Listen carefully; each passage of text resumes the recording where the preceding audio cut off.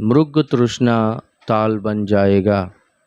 मृग तृष्णा आपको कितना 2-3 हफ्ते से मैं बोलते आ रहा हूँ। क्या होता है मृग तृष्णा बोलो तो, भयंकर गर्मी में रेगिस्तान में ऊपर का गर्मी सूरज का किरण और नीचे से जो गर्मी से जो भाप आता है ना, उससे दूर से क्या दिखता है बोलो तो वहाँ पर ताल है यानी तालाब है बोलकर पानी ही दिखता है। वैसा पानी के ऊपर जैसे कि सूरज का किरण गिरता है तो कैसा पानी चमकता है, वैसे ही वहाँ पर एक तालाब है, पानी है, पानी के ऊपर सूरज का किरण गिर रहा है, उधर चमक रहा है बोलकर, पानी चमक रहा है बोलकर, ऐसा हिरन क्या करता है बोलो तो प्यास बुझाने के लिए जो वहाँ पर तृष्णा दिखता है या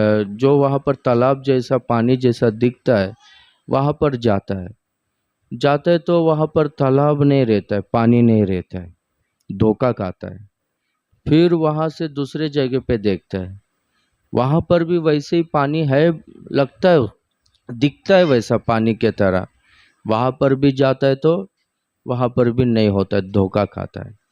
फिर ऐसा उधर से दूसरे जगह में वैसे ही दिखता है तो हर जगह में धोखा खाता है। हर जगह में धोखा खाकर थक कर वो हिरन मर जाता है। तो पूरा सूखा भूमि में इस तरह से धोखा होता है। परमेश्वर क्या कहता है बोलो तो, अभी वहाँ पर है ना जल का सोता फूटेगा, वो है ना ताल में यानी तालाब में बन जाएगा। वहाँ पर है ना एक समय में सियार वास करते थे। सियार यानी जैकल्स, ओके, वो कुत्ते के तरह लोमड़ियों के तरह दिखते हैं। वो शव को खाते हैं, रात में डरावना शब्द को वो करते रहते हैं। ये हिरन वहाँ पर है ना पानी है, मुझको प्यास लगाए बोलकर वहाँ पर जाता है, देखते तो वहाँ पर शव है और वहाँ पर सियार है। ये हिरन को वो सियार पकड़कर क्या करते हैं बोलो तो खा लेते हैं। ऐसा सारा हिरनों का शव वहाँ पर रहता है।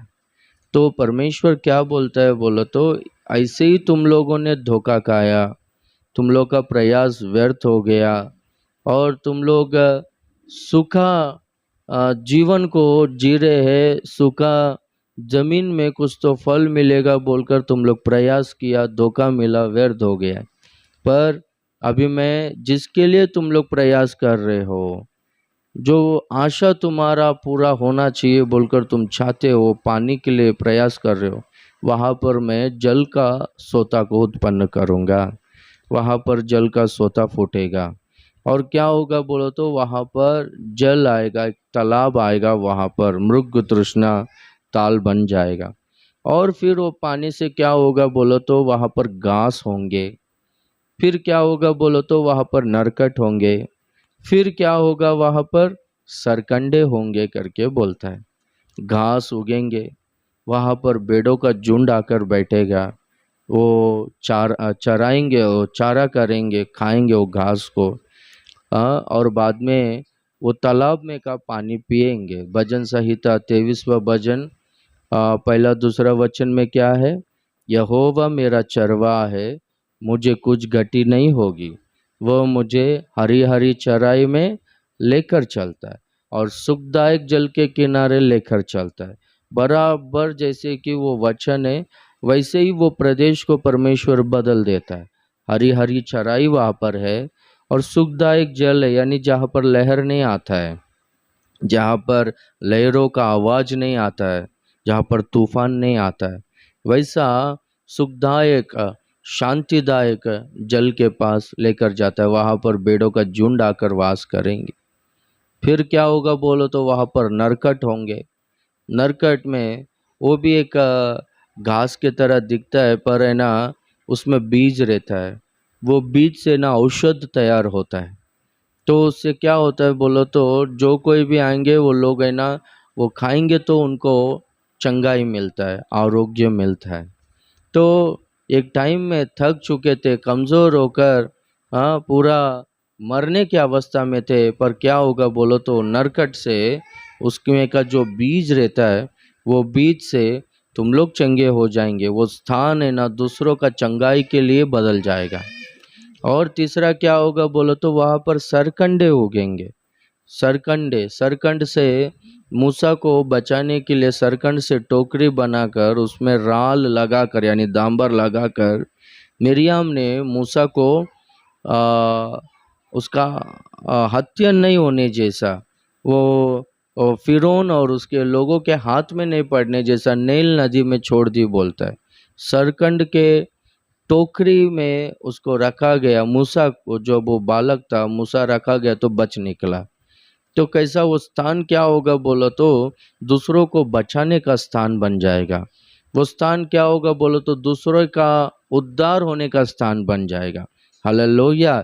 एक समय में सूखा जमीन था, एक समय में वहां पर सियार वास करते थे, एक समय में वहां पर भयंकर बदबू आता था, शव वहां पर रहते थे, एक समय में वहां पर डरावना आवाज आता था। पर अभी क्या होगा बोलो तो वहां पर तालाब होगा, वहां पर क्या होगा बोल तो घास होंगे, वहां पर सरकंडे होंगे, नरकट होंगे। हालेलुया। वैसा परमेश्वर बदलावट को लेकर आएगा, वैसा चेंजेस को परमेश्वर लेकर आएगा। हालेलुया।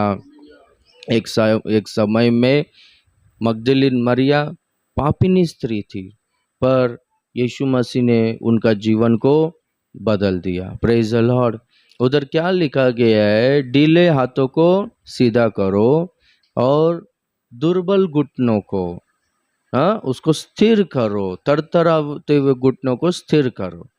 उसके पहला वहां पर कुछ तो फायदा मिलेगा बोलकर हम लोगों ने लोगों का बातों को सुनकर अपन प्रयास किया, अपना खुद पर भरोसा किया, तो क्या हो गया बोलो तो फेल हो गया, धोखा ही मिला। पर जब हम लोग घुटने टेक कर हाथ उठाकर प्रार्थना करेंगे, किसके सामने हम लोग घुटने टेकते हैं? क्या लिखा गया है, हर घुटना यीशु के सामने यीशु के नाम में टिकेगा। क्यों? यीशु ही प्रभु है, यीशु ही सृष्टि करता है बोलकर सब लोग, यीशु ही उद्धार करता है बोलकर अंगीकार करेंगे।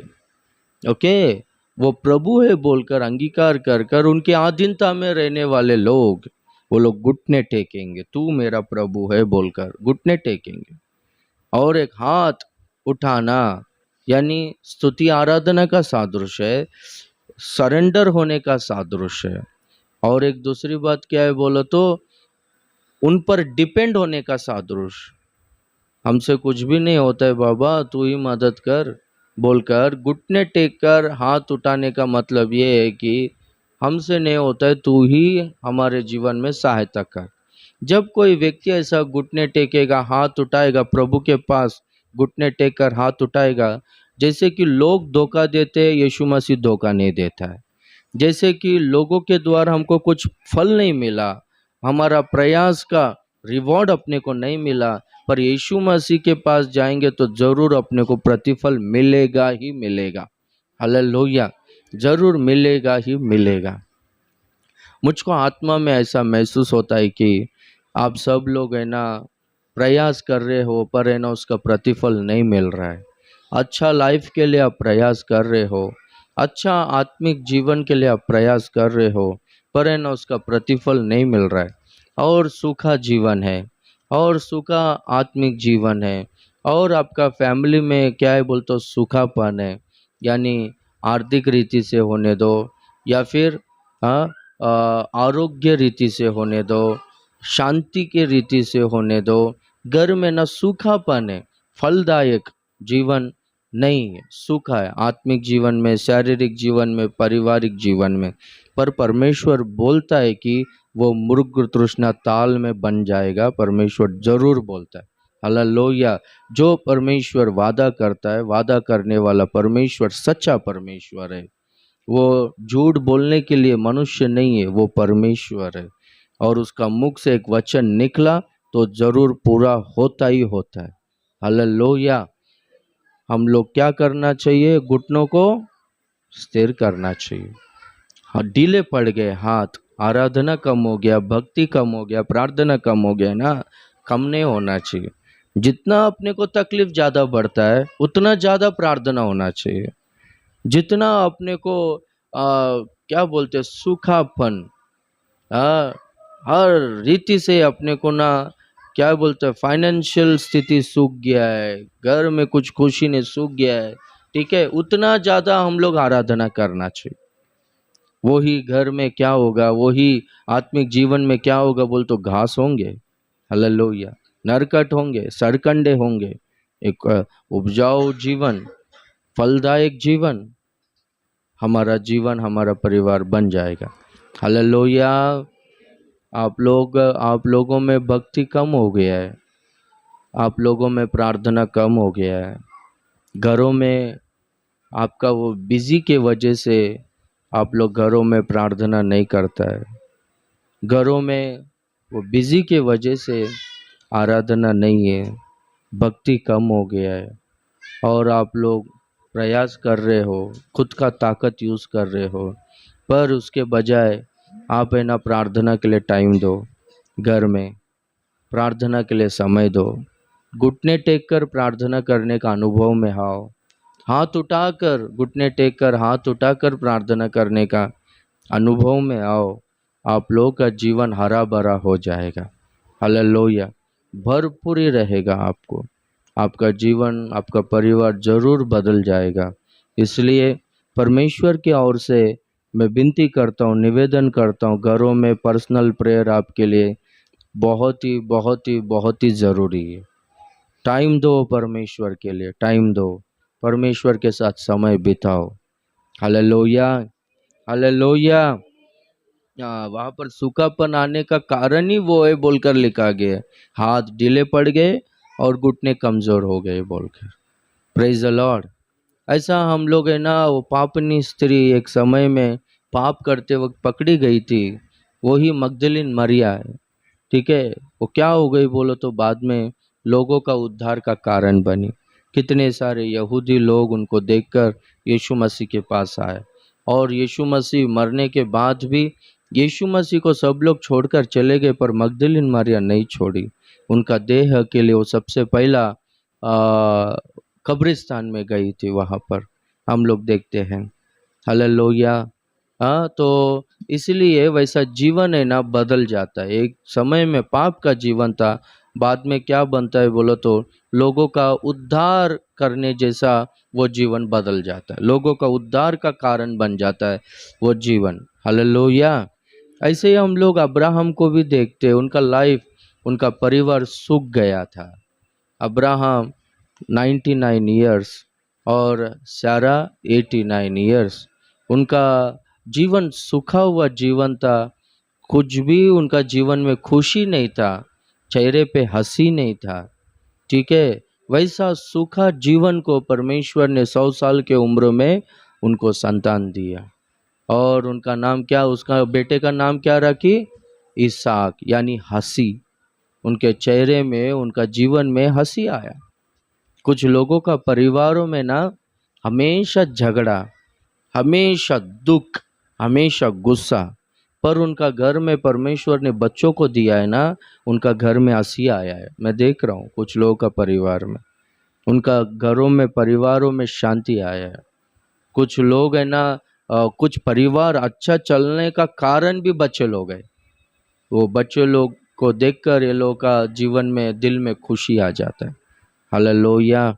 सूखापन को परमेश्वर निकालता है, फलदायक जीवन परमेश्वर करता है। हालेलुया।